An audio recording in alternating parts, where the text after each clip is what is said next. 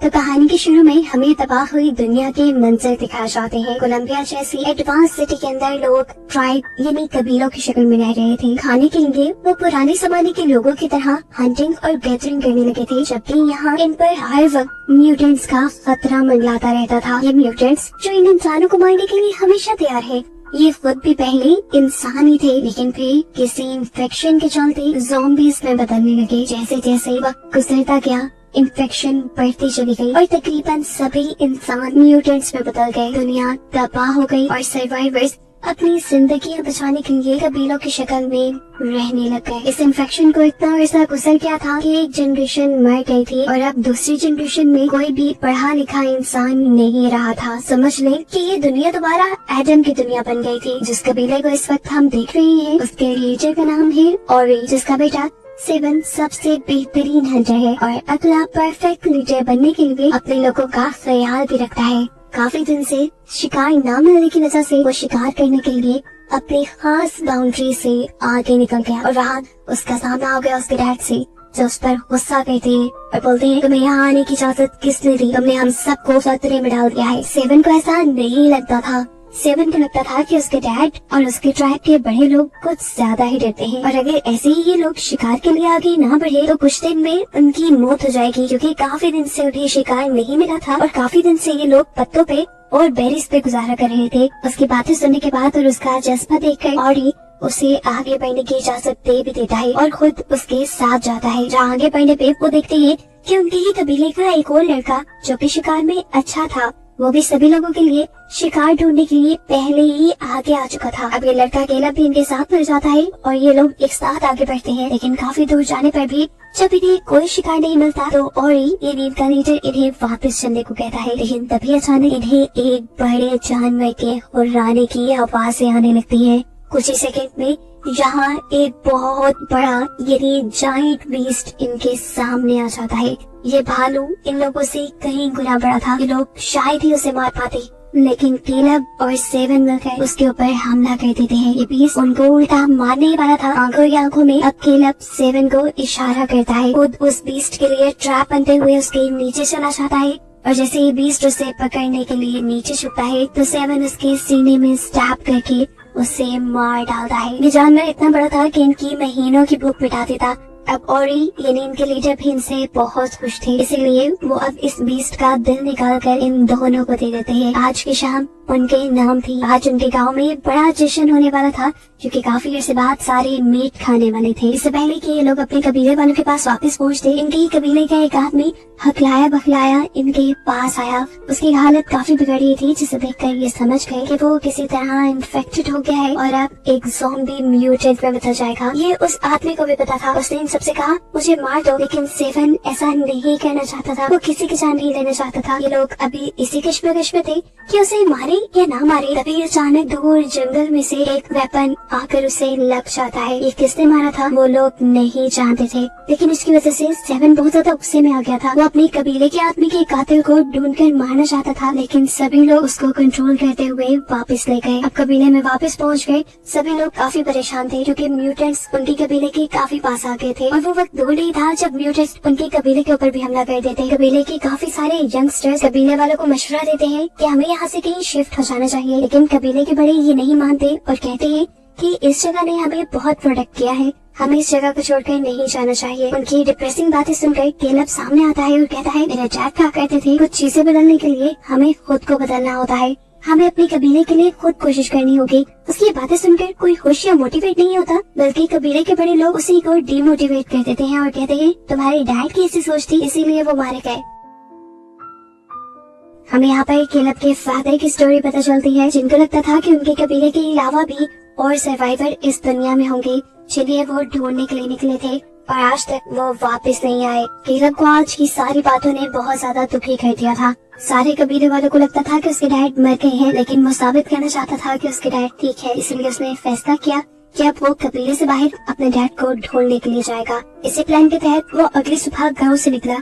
अभी वो ज्यादा दूर नहीं गया था कि उसे म्यूटेंट का पूरा ग्रुप अपने गांव की तरफ बढ़ता हुआ दिखाई दिया। केलब वापस अपने गांव की तरफ मुड़ जाता है और गाँव वालों को म्यूटेंट्स के आने की खबर देता है, जिनसे लड़ने के लिए गाँव वाले तैयार हो गए थे। अब जब बहुत सारे म्यूटेंट्स उनके ऊपर हमला करते हैं तो ये सब लोग उनसे अच्छा मुकाबला करने की कोशिश तो करते हैं, लेकिन म्यूटेंट्स की तादाद बहुत ज्यादा थी, सबको ये मार नहीं सकते थे। इसीलिए औरी ने फैसला किया कि सभी लोग अपने केव में चले जाएं और सभी लोगों को बचाने के लिए यहाँ औरी अपना सेक्रीफाइस देता है और केव का दरवाजा बंद करते हुए म्यूटेंट्स को केव तक जाने से रोकने के लिए वो अपनी जान खतरे में डाल देता है और म्यूटेंट्स के हाथों मारा जाता है। सीन कट होकर हमें दिखाया जाता है कि म्यूटेंट से अभी भी 3 इंसान लड़ रहे थे, जिनमें था सेवन, केलब और सेवन की वाइफ डोरी। लड़ते हुए काफी टाइम गुजर चुका था, ये लोग थक कर अब एक पत्थर के पीछे छुप जाते हैं। अब सेवन प्लान बनाता है कि अपनी कबीले के लोगों को बचाने के लिए हमें म्यूटेंट को केव से दूर ले जाना पड़ेगा और ये काम करने के लिए मैं उन्हें डिस्ट्रैक्ट करने का काम करूंगा और फिर तुम लोग उनसे लड़ना।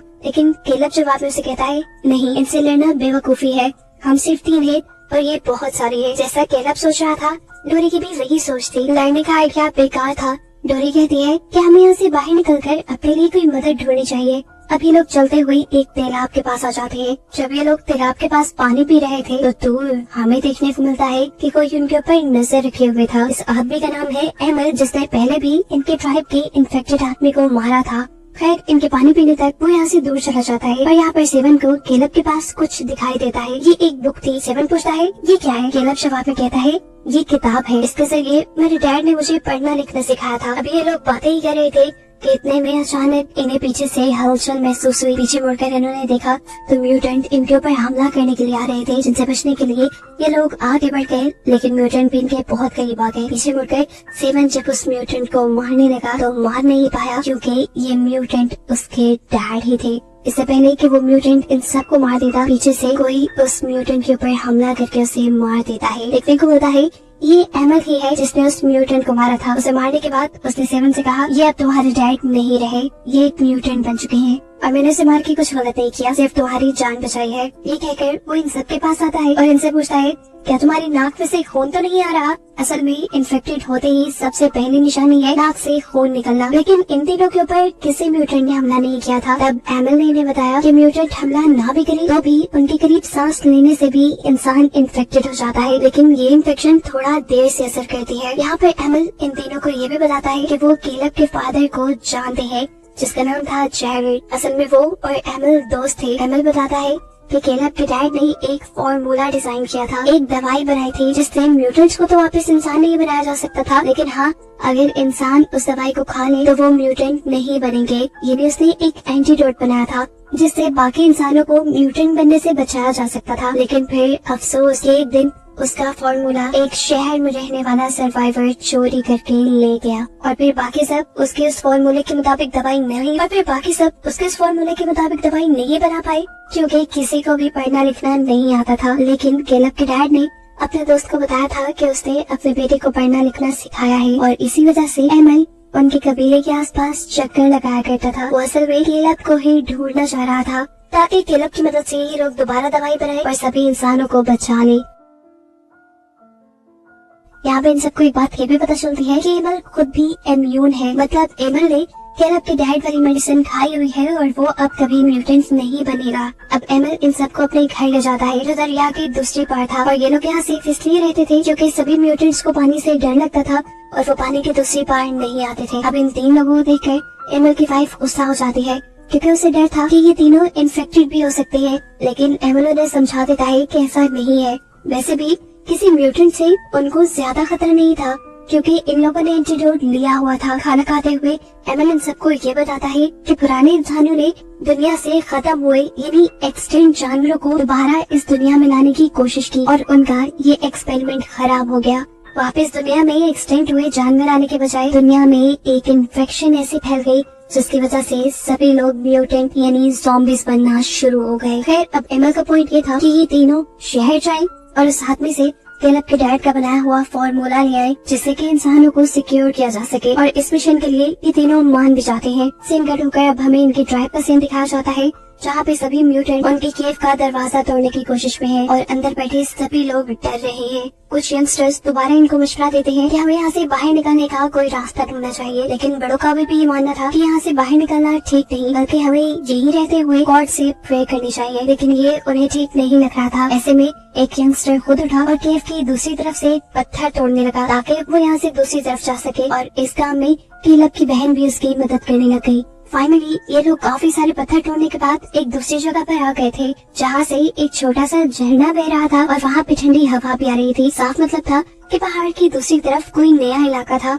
अब ये लोग ये पहाड़ तोड़ते कैसे? कैलब की बहन अक्ल लड़ाती है और इस झरने के नीचे से निकलकर दूसरी तरफ जाने का फैसला करती है, लेकिन पानी में जाते ही वो फौरन बाहर निकल आई, क्योंकि पानी में बहुत सारी लीचीज थी जो उसकी बॉडी को चिपक गई। पहले ये लोग मिलकर उसकी बॉडी से लीचीज उतारते हैं, लेकिन फिर ये लड़की एक और मरतबा पानी के अंदर जाने का फैसला करती है, क्योंकि अगर ये लोग वहाँ रहते तो फिर भी मर जाते। यहाँ ट्राइब में दिखाया जाता है कि एक म्यूटेंट दरवाजे में बने हुए गैप के जरिए उन लोगों पर हमला करने की कोशिश करता है, तो ट्राइब के लोग उसका हाथ पकड़कर उससे ही मार देते हैं। लेकिन अब ट्राइब के सबसे बूढ़े इंसान के नाक से खून बहने लगा था और साफ मतलब था कि वो इन्फेक्टेड हो गया है, वो म्यूटेंट बनने वाला है। पर ऐसा इसलिए नहीं हुआ था कि किसी म्यूटेंट ने उसके ऊपर हमला किया था, बल्कि ऐसा इसलिए हुआ था कि वो काफी देर से म्यूटेंट के इर्द गिर्द सांस ले रहे थे, और ये बात अब साफ थी कि जितने भी लोग इस केव में बचेंगे वो सभी म्यूटेंट बन जाएंगे। अब दिखाया जाता है कि कैलब की बहन और उसके बाकी साथियों को फाइनली यहाँ से बाहर जाने का एक रास्ता दिख गया था। इन्हें झरने की दूसरी तरफ जाकर पहाड़ के ऊपर से रोशनी दिखाई दे रही थी। इन्हें वहाँ चढ़कर ये लोग पहाड़ से बाहर निकल सकते थे। खुशी खुशी ये लोग आगे बढ़ते हैं, और जैसे ही उनका एक साथी बाहर निकलने वाला होता है, वो देखता है कि उस जगह पर पहले से ही बहुत ज्यादा म्यूटेंट्स हैं, यानी बहुत ज्यादा ज़ॉम्बीज़ हैं जो उन्हें देख चुके थे, और वो उनके ऊपर हमला करने लगते हैं। अपने बाकी दोनों साथियों को बचाने के लिए ये लड़का अपना सेक्रीफाइस दे देता है और उसी झरने के छोटे से सुराख के पास रुक जाता है, जहाँ से वो लोग यहाँ पर आए थे, ताकि ये म्यूटेंट्स इस रास्ते के जरिए दूसरी तरफ केव में ना जा पाए। फिर ये म्यूटेंट्स इस आदमी को चीर फाड़ कर खा जाते हैं, जबकि कैलब की बहन और उसका दूसरा साथी केव के अंदर आ जाते हैं। यहाँ आकर इन्होंने देखा कि केव की हालत बहुत खराब थी, लोग बीमार हो रहे थे, उनके नाक से खून बह रहा था, यानी काफी सारे लोग म्यूटेंट बनते जा रहे थे। और एक आदमी जो तकरीबन म्यूटेंट बनने के लिए तैयार ही था, वो बहुत ज्यादा दर्द में था। वो यहाँ इन लोगों से कहता है मुझे मार दो। कोई उसकी बात पे ज्यादा ध्यान नहीं देता, लेकिन तब कैलब की बहन उसे मार देती है और बाकी लोग उसे कहती है अगर मैं भी इस हालत में पहुंचूं तो मुझे भी मार देना। यहाँ दूसरी तरफ देखने को मिलता है कि अमल के साथ ये सब लोग नदी के जरिए शहर का सफर कर रहे थे, जहाँ ऊपर पहाड़ों से इन्हें बहुत सारे ज़ॉम्बीज़ ने दिख लिया और इनके ऊपर पत्थर मारने लगे। लेकिन ये लोग भी जल्दी जल्दी अपने बोट को वहाँ से दूर ले गए। फाइनली एक जगह पर पहुंचकर एमल ने बताया कि ये शहर आ चुका है, अब हमें दूसरे सर्वाइवर्स को बुलाने के लिए उनको सिग्नल देना होगा। इसके लिए हम आग जलाते हैं। वो एक टॉवर के ऊपर जाकर जब आग जला रहा था, तो जब यहाँ से बहुत से म्यूटेंट्स ने देख लिया। आवाज देकर वो कैलब और सेवन को वहाँ से भाग जाने को कहता है और खुद इनसे लड़ने लग जाता है। पहले तो उसने ऊपर से ही इन म्यूटेंट्स के ऊपर तीर चलाई और फिर वो नीचे उतर आया, जहाँ बहुत सारे म्यूटेंट्स ने एक साथ उसके ऊपर हमला कर दिया। इन म्यूटेंट्स से लड़ते हुए उसका पाँव डगमगाया और वो एक पहाड़ी के दरमियान में गिर गया, जहाँ से एक म्यूटेंट जब उसे निकालने के लिए अंदर गया, तो एमल ने उसे वही स्टैब करके मार दिया और अब वो इस म्यूटेंट की डेड बॉडी के पास स्टक हो चुका था। यहाँ पर कैलब, सेवन और डोरल जो यहाँ से निकल गए थे, रास्ते में ये लोग देखते हैं कि डोरल के नाक से खून आ रहा है, यानी वो भी इन्फेक्टेड हो गई है। देखकर वो डर जाते हैं और यहाँ एमल के पास दिखाया जाता है कि दूसरे सर्वाइवर्स ने उसके आग जलाए हुए सिग्नल को देख लिया था और वो उसे बचाने के लिए यहाँ पर आ गए। उन्होंने पहाड़ी के दरमियान बने इस छोटे से हिस्से के अंदर से पहले म्यूटेंट को बाहर निकाला और फिर एमल को भी रेस्क्यू कर लिया। एमल अब इन लोगों को बताता है कि हमें एक ऐसा इंसान मिल गया है जो पढ़ना लिखना जानता है और जेरेड की दवाई को दोबारा बना सकता है। यहाँ पर चलते हुए कैलब का पूरा ग्रुप एक और अनजान बिल्डिंग के पास आ गया था। ये उसी आदमी का आइडिया था जिसने कैलब के डैड का फॉर्मूला चुराया था। यहाँ आकर सेवन एक आदमी से येलो पाउडर के बारे में पूछता है, तो ये सुनते ही वो डरकर भाग जाता है। सेवन उसका पीछा करता है तो देखता है कि वो आदमी अपने मालिक के पास आया था, यानी उसी आदमी के पास आया था जिसने कैलब के डैड की मेडिसिन चुराई हुई थी। अब कैलब उनके पास आकर रिक्वेस्ट करता है, अगर आप मुझे थोड़ी सी दवाई दे दें या मुझे वो फॉर्मूला दे दें तो मैं और भी दवाई बना दूंगा। लेकिन यह आदमी दवाई देने के लिए नहीं मानता, क्योंकि ये उसने अपनी ही नस्ल के लिए संभाल कर रखी हुई थी। हाँ, लेकिन वो केलब को इतनी इजाजत दे देता है कि उनके इस एरिया में एक लाइब्रेरी थी, वहाँ पर जाकर वो नया फार्मूला बना सकता है। यहाँ पर ये लोग डोरल को एक अलग जगह पर रख देते हैं ताकि उसकी इन्फेक्शन बाकी लोगों तक ना फैले। लेकिन यहाँ के किसी आदमी को वैसे भी डोरल से खतरा नहीं था, क्योंकि यहाँ के सभी लोगों ने उस पाउडर से अपने आप को इम्यून कर लिया था। अब केलब लाइब्रेरी में जाकर दोबारा उस फार्मूला को बनाने या तलाश करने में लग जाता है, जबकि यहाँ से सेवन जाता है उस आदमी की यानी यहाँ के बादशाह की बेटी के पास और उससे वो दवाई मांगता है। ये लड़की उसे दवाई क्यों देती, लेकिन जब सेवन उसे बताता है कि उसके डैड ने ये दवाई चुराई थी तो उस लड़की का दिल टूट गया और उसने सेवन की मदद करने का फैसला कर लिया, क्योंकि वो ये बात भी जान गई थी सेवन सबकी जान बचाना चाहता है। ये सारी बातें करने के बाद वो लड़की सेवन को एक सेफ के पास लेकर आती है जिसके अंदर मेडिसिन रखी थी और उसकी चाबी हमेशा उसके डैड के गले में रहती थी। सेवन इस सेफ को देखकर कहता है कि इसे अरसे से खोला नहीं गया क्योंकि उसके ऊपर बहुत ज्यादा डस्ट थी, लेकिन वो लड़की कहती है मेरे डैड तो रोज थोड़ी सी मेडिसिन लेकर आते हैं। इसका साफ मतलब था कि मेडिसिन यहाँ पर नहीं थी। अब मेडिसिन को ढूंढना एक नया चैलेंज हो गया था, जिसके लिए ये लड़की एक आइडिया निकालती है और भागते हुए जाकर अपने डैड से कहती है कोई मेडिसिन चुराने के लिए आपके रूम में आ गया है। वो आदमी बौखलाकर जल्दी से रूम में जाता है और चेक करता है उसकी मेडिसिन सेफ थी और उसने मेडिसिन दीवार के अंदर छुपाई हुई थी और ये चीज ऊपर खड़े सेवन ने देख ली। ये देखते ही सेवन ने नीचे जंप की और आकर इस आदमी को बेहोश कर दिया। इससे पहले कि वो इस आदमी को मार देता, उसकी बेटी यहाँ आकर कहती है नहीं, मेरे डैड को छोड़ दो और ये मेडिसिन ले जाओ और इससे सबको ठीक कर देना। ये कहते हुए उसने मेडिसिन उसके हवाले कर दी। सबसे पहले सेवन ने मेडिसिन खुद सूंघी क्योंकि वो खुद भी इन्फेक्टेड हो चुका था, जिसके बाद वो इसे डोरल के पास लेकर गया और डोरल को भी उसने ठीक कर दिया और इसके बाद वो लोग गए केलब के पास, जिसे फार्मूला तो मिल गया था लेकिन उसकी हालत इन सबसे ज्यादा खराब हो गई थी। डोरल जल्दी से उसे मेडिसिन सुबह कर ठीक करती है और फिर ये लोग फार्मूला और वो मेडिसिन लेकर वहाँ से भाग निकलते हैं। पहाड़ी रास्ते से होते हुए इन्हें एक पहाड़ से दूसरे पहाड़ तक जाना था, जहाँ पर इन्होंने एक रस्सी का ब्रिज बनाया हुआ था। ये ब्रिज बहुत ही खतरनाक था। इसके ऊपर से चलते हुए इनके पीछे उस आदमी के गार्ड्स भी लग गए। वो गार्ड्स लगातार इनके ऊपर हमला कर रहे थे। इस हमले में केलब मारा जाता, लेकिन इनके लिए केलब को बचाना बहुत ज्यादा जरूरी था, क्योंकि केलब ही एक वो इंसान था जो अपने डैड की मेडिसिन बनाकर सभी इंसानों को बचा सकता था। केलब को बचाने के लिए सेवन आगे बढ़ता है और दूसरे लोगों से लड़ने लगता है। इससे पहले कि ये लोग इसी ब्रिज के जरिए उनकी पहाड़ी तक पहुंच जाते, सेवन ये ब्रिज ही अपनी तरफ से काट देता है, जिससे गार्ड्स नीचे गिरने लगे। ये देखकर गुस्से में दूसरे गार्ड्स ने